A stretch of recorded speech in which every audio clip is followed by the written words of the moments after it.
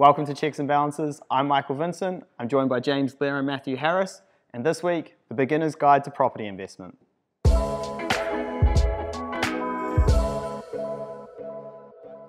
those that are watching this on podcast, I love the double thumbs up to start with, Matt. I'm just excited to be here again. Yeah. Dream come true. Yeah, I mean, Queenstown for the weekend, straight into a podcast. How good's life? So today's topic is around, I guess, for those who go, geez, there's a lot of buzz around investment property. Housing prices have gone up so much. All my mates are doing it. Is this something I should look at doing or not? So we thought we'd give a bit of a 101 on investment property. And Matt, I mean, you're heavily involved in as much accounting as property. So we thought the king of property we'd invite along. Before we start and kind of get into a bit of the why and the mechanics, do you want to give us a little bit of a, I guess, background on your journey with property investment? Yeah, absolutely. So I like the fact that you talk about me being as much an accountant as a property investor. The king of property, I believe. Days, Yeah. isn't it? Look, it is really fair. So I've been a property investor for well over 12 years. I don't want to say the word 13 on camera, but and I've been an accountant for about 15 years. So they go pretty hand in hand, my journey, and I have built a reasonably large property portfolio. I've helped a lot of clients build reasonably large property portfolios, and I really love it as an investment discipline. And the reason I like it is because it's relatively easy. It's easy for people to understand. Yeah. It's passive. The people who have the money that you want to get, they understand it. So the banks. And I think, you know, if I'm going to look at some of the reasons why it might be better for some people than investing in shares, for example, for me it's the leverage piece. Yeah. Not everyone can afford to put $500,000 in an investment portfolio and wait for a return. Yeah. So, I mean, without going too much down the rabbit hole here, Matt, maybe can you tell us where you started with your first investment property, maybe how you felt at that time, going into the unknown, and then a little bit around how it's maybe got a little bit more sophisticated over time? Yeah, Definitely. So I started in what I call the old Kiwi dream, which, you know, we might touch on later how that's changed quite a lot since I started. So I bought my first property as an owner-occupied house.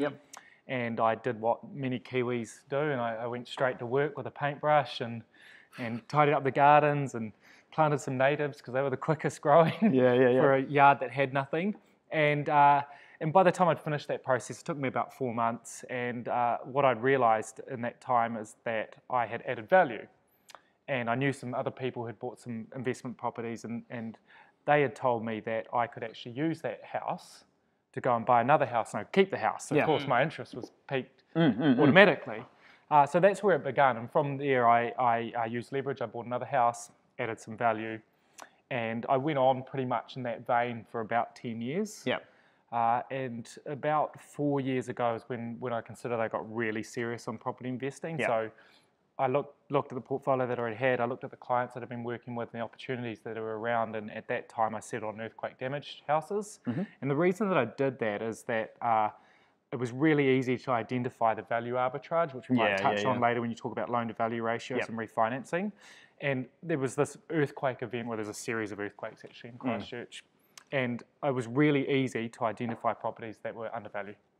So from there, I started using a tried and tested formula that many investors have used, which is the buy, add value, revalue, recycle. There's lots of different names for it, but effectively it's debt arbitrage. And from there, I've kind of fast forward a few more years, and now I'm developing townhouses. So I'm just like everyone else in Auckland.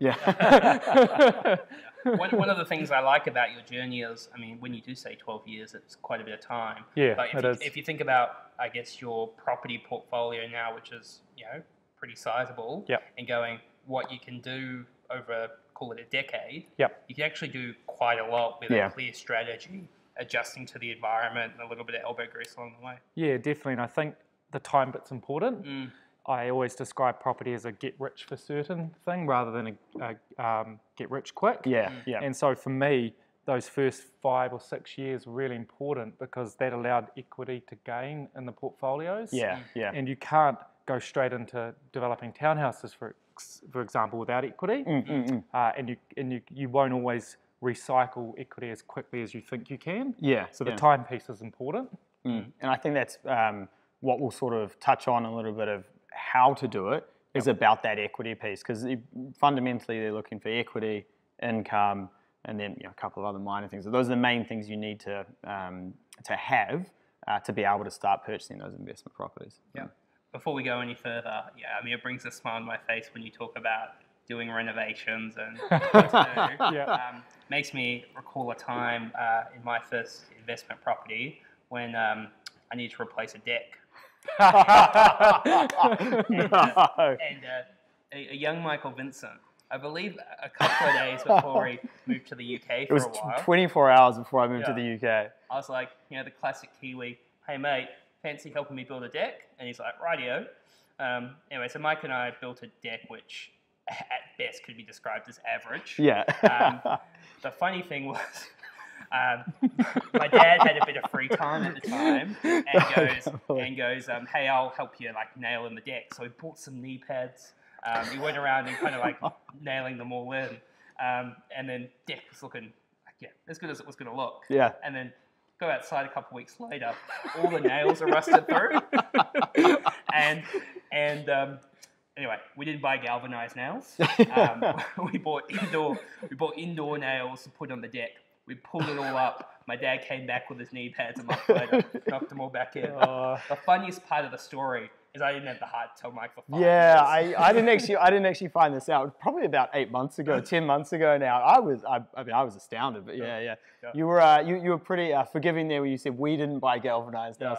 To be honest, James, I didn't buy galvanized nails. Yeah. And you've been sticking to the story for a long time, going, I bought the right coloured box. It was the wrong nails in the box. No, it was a red box, galvanized nails. Enough time's passed. Yeah, we'll never find out. No one will know. Yeah. So anyway, choose the right people when you're going to do get the right property. But let's jump into it. So I think a really important starting point is going. Firstly, Matt, to your point around this is a long-term gain. It's not a short-term gain. And when you have people buying property and you go, wow, I've made $100,000, $200,000 in 12 months. You've got to make sure as a starting point that you're jumping into it for the right reasons with the right expectations. Yep, that's correct. So long-term property investment is effectively wealth creation over time. It's a really simple concept. And we have plenty of clients in the last 24 months that have made $100,000, $200,000.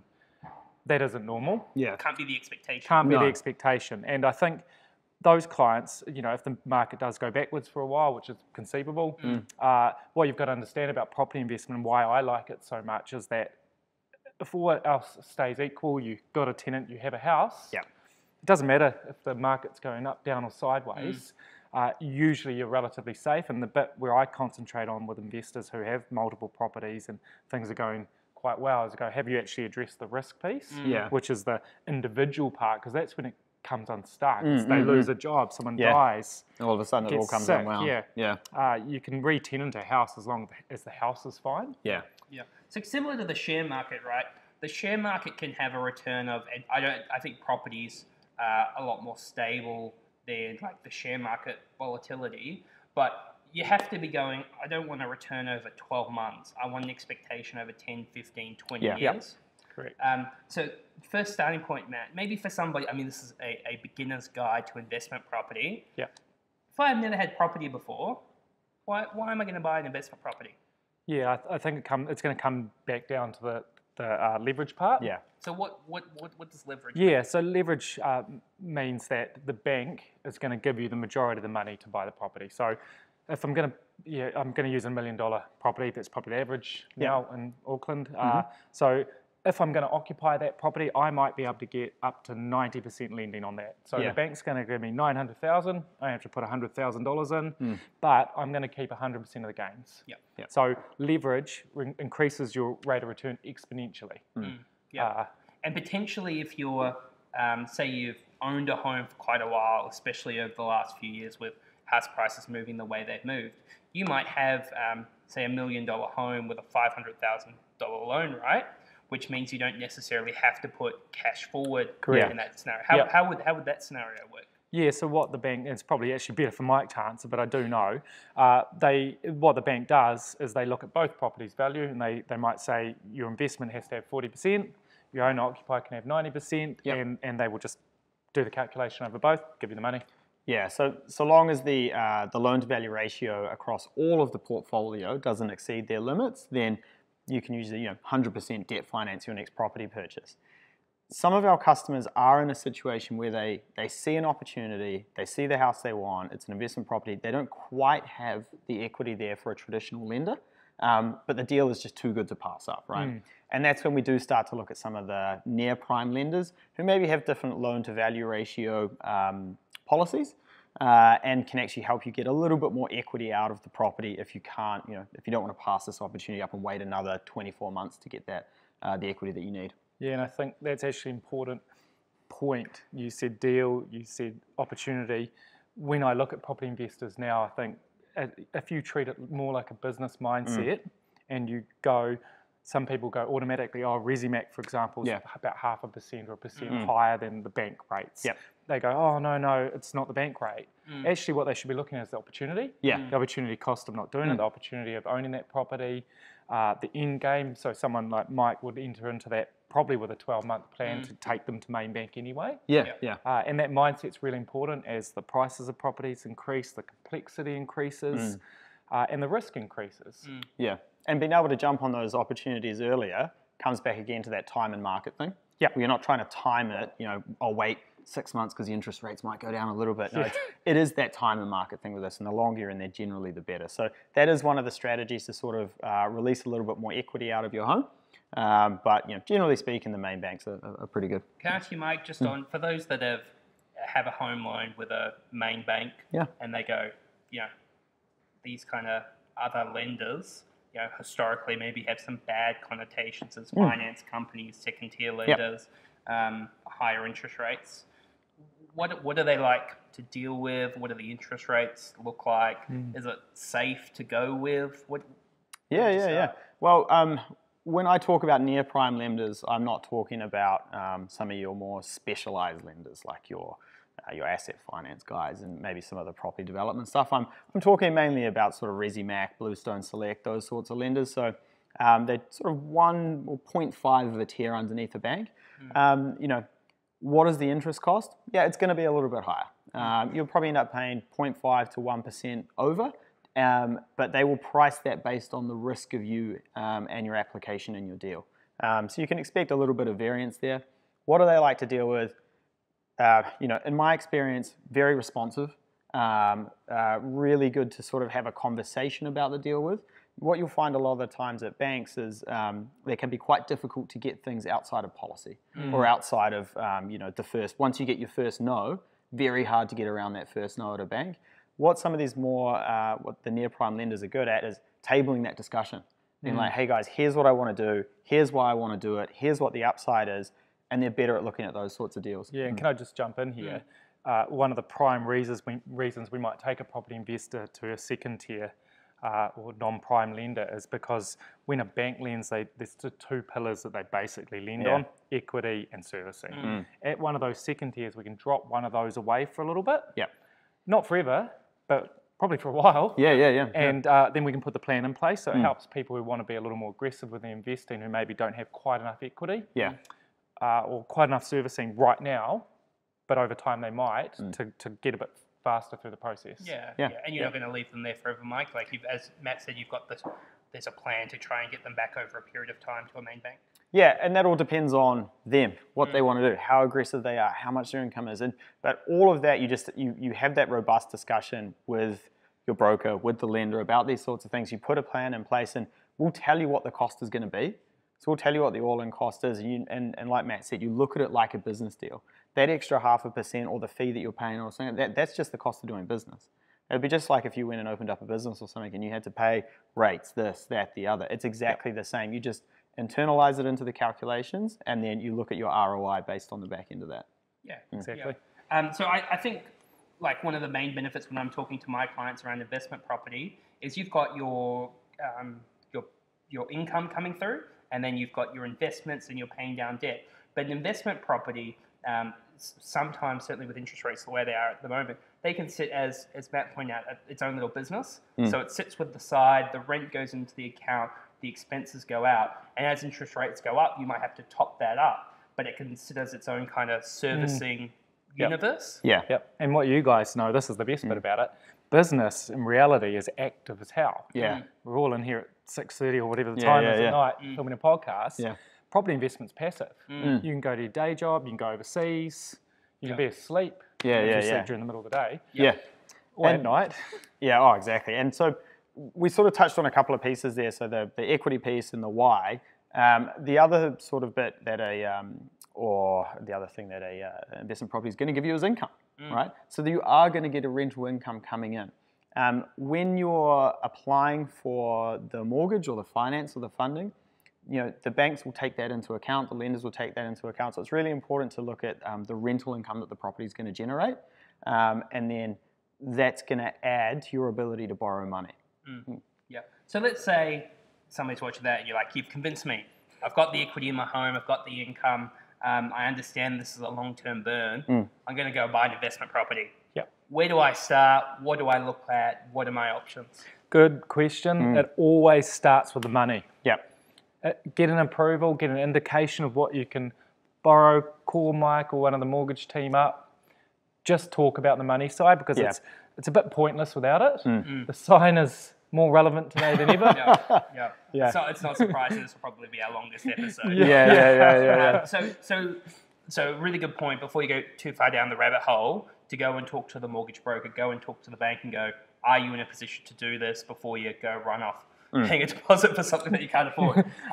Once you've got that pre-approval, let's say I have a pre-approval for $900,000. So then I've got a cap in terms of what I can buy, and that limits my options in the market. What should I be looking at when I'm thinking about buying a property? So this is where it gets a little more complicated. It's going to depend on the person, but we have two types of common investors. We have a high capital growth investor, or we've got a high yield investor. One is quite obviously looking for capital growth. They don't care so much about the cash flow, so those people better have some income. A job or two jobs would be quite handy. If you are a yield hunter, the income's not as required, but you're going to be getting a lower value property generally, and so your capital growth rate, whilst it might be the same, but probably not because the bigger cities tend to have a higher capital growth rate, you are not going to end up with as much capital gain at the end.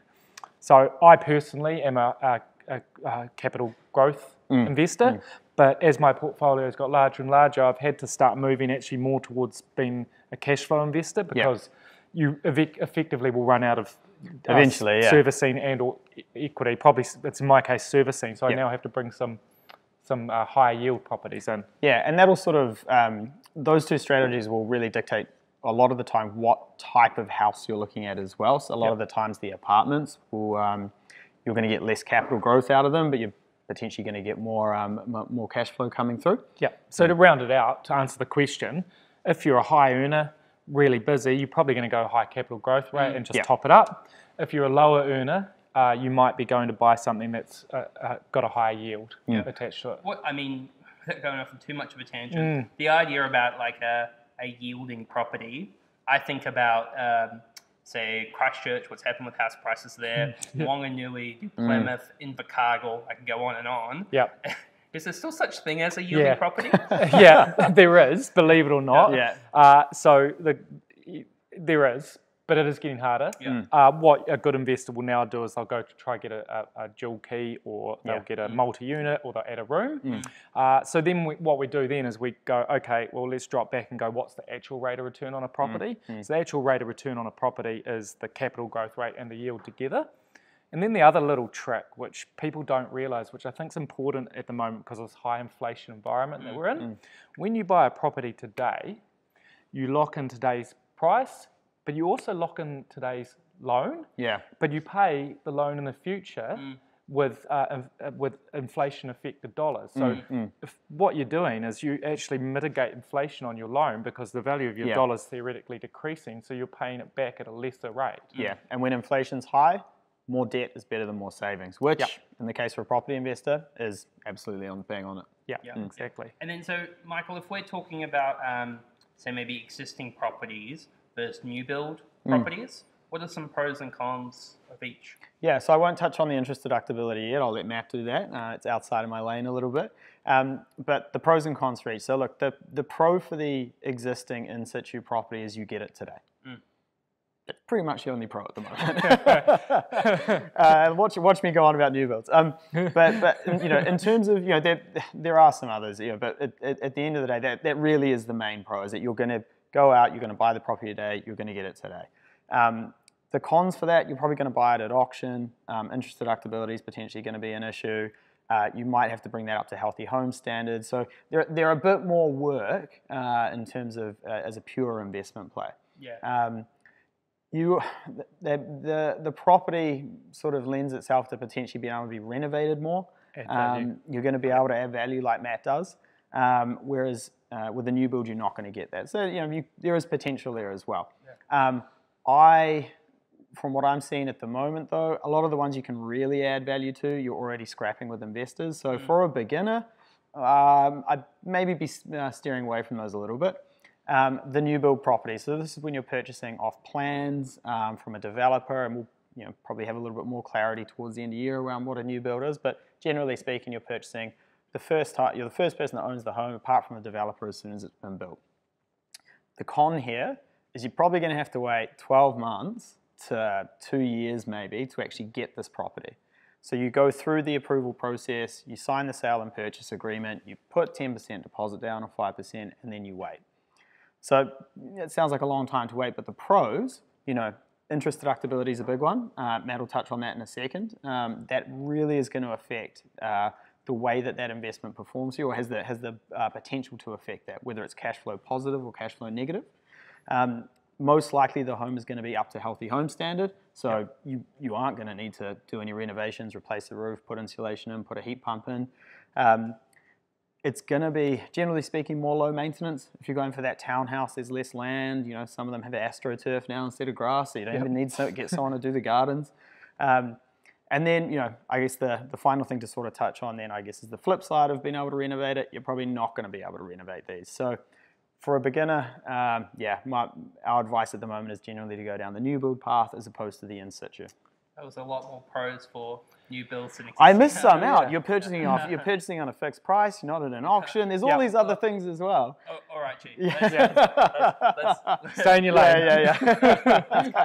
I think maybe if I'm gonna be fair to existing properties, one of the other, I mean, we spoke about renovations, but when something isn't as attractive to the market as a whole, it does provide opportunities as well. So if you're very active in that space. Oh, Michael, please disagree with me. I know. I just, the reason I sort of disagree there is when you're saying these aren't attractive to the whole market, think about how saturated the market is with buyers. Think how many people can't get a first home. Like, yes, there might be less investors going after that, but the market is still going to decide what the value of that house is. I don't think you're going to end up paying less because you're going to get owner-occupiers or first-home buyers just shifting towards those. And they still have relatively the same amount of budget. Yeah. And we've got a fundamental supply issue. Yeah. And there's not only do we have a supply issue, there's less houses than ever for sale at the moment. Yeah. So I tend to agree there's more pros for new builds now than there is for in situ. That's only a recent thing. Obviously, with interest deductibility, it's changed the playing field quite a lot. Yeah. I think that all your points are valid, basically. That if you're a new build investor, you're low maintenance, easy to rent, lock in today's price, you don't have to compete for it. Yeah. Typically been easy to buy, but let's watch that change with interest deductibility being removed. So probably most viewers be aware that the government's announced that interest deductibility has been removed from in situ properties going forward. It's getting phased out for current properties. We're only in year 1 of the phase out. My prediction, by the time we get to year 2 or 3, we will see an uptick in the demand for new builds, which already is quite high. As people bail out of in situ. But also what we'll probably see is rents rise, and the people with in situs who hold on to them won't actually be too affected. Capital growth rate might slow down a bit. And then developable sections, if you have one, they will go to the moon, which is what I like to say a lot. Not like you have any skin in the game there. No. Unbiased. Unbiased, So what about the tax implications? I think really important. when you have an in-situ property and you remove the tax deduction, by large, that's your largest deduction. So what you have now is a cash flow, a net profit for tax purposes up here. Cash flows down here. Mum and dad investors, the largest group of investors in New Zealand, will have to be digging into their pockets. A lot of them won't be able to. So 2 outcomes, either they have to sell, that can have adverse tax consequences, Brightline for example, or they have to put rents up. And what I think will happen is the rents will start to be put up by the people who are savvy, then the people who have to will follow, and then the market will follow because that's how markets work. I know producer Tom's looking at us being like, what are you guys up to? You're over 25 minutes. He goes, there's only so much room on the SIM card. So before we wrap up, though, it would be irresponsible not to talk about risks and downsides when you're buying investment property. So let me start, and then if you can think of some good ones on top, jump in. The first one is around we've got record low interest rates, and interest rates are starting to look like they're moving up, like we've recently done.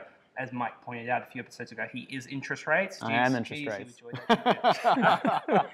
I can speak more economics if you want. Please don't. Stay in your lane. So if interest rates increase, it's highly likely that your property will go from making you money to you having to top up your property on a fortnightly or weekly basis or whatever it might be. Now, if you're not in a financial position to be able to do that, you really need to think about, is this a good idea for me now, or is this something I should do later? So the big thing is interest rates aren't going to be as low as they are now. Are you going to be okay in the future?